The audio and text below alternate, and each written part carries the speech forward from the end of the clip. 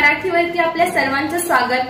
आपण पाहत आहात बिग टीव्ही मराठी। मी तृप्ती कदम। पाहूया आजच्या ठळक घडामोडी। जत नगरसेवक खून प्रकरणातील प्रमुख आरोपी माजी उपनगराध्यक्ष उमेश सावंत यांना 3 वर्षांनंतर अंतरिम जामीन। जत राजकारणात खळबळ।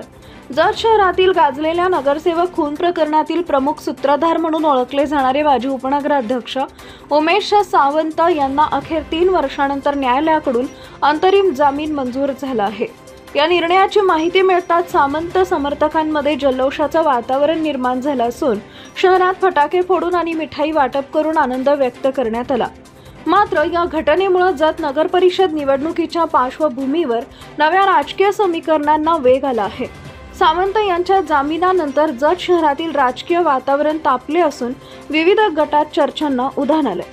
विशेषतः गेल्या काही वर्षांपासून सावंत गट आणि प्रतिस्पर्धी गट यांच्यात सुरू असलेला संघर्ष पुन्हा उफाळून येण्याची शक्यता व्यक्त केली जाते आहे। सुमारे 3 वर्षापूर्वी जत शहरात झालेल्या एका नगरसेवकाच्या हत्येनं शहरातील राजकीय व सामाजिक वर्तुळात मोठी खळबळ उडाली होती।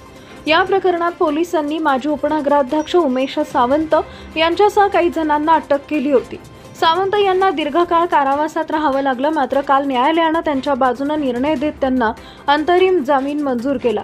जामीन मंजुरीची बातमी समजताच सावंत यांच्या समर्थकांनी जत शहरात मोठा उत्सव साजरा केला। शहरातील प्रमुख चौकांवर फटाके फोडून व गुलाल उधळून जल्लोष करण्यात आला। उमेश सावंत जिंदाबाद अशा घोषणा देत त्यांच्या समर्थकांनी मोटार ताफा काढला। जामिनाचा निर्णय जाहीर होताच नगर परिषदेच्या निवडणुकीपूर्वी राजकीय समीकरणात उलथापालथ होण्याची शक्यता निर्माण झाली आहे। विरोधी गटात यामुळे अस्वस्थता निर्माण झाली असून काही गटात तणावाचं वातावरण जाणवत आहे। अनेक जणांचा विश्वास आहे की सावंत यांच्या पुनरागमनामुळे निवडणुकीत पुन्हा एकदा सावंत विरुद्ध विरोधक अशी थेट लढत रंगणार आहे। दरम्यान पोलीस प्रशासनानं शहरातील कायदा व सुव्यवस्था राखण्यासाठी सतर्कता वाढवली असून कोणताही अप्रिय प्रकार घडू नये म्हणून पोलिसांची अतिरिक्त कुमक तैनात करण्यात आली आहे।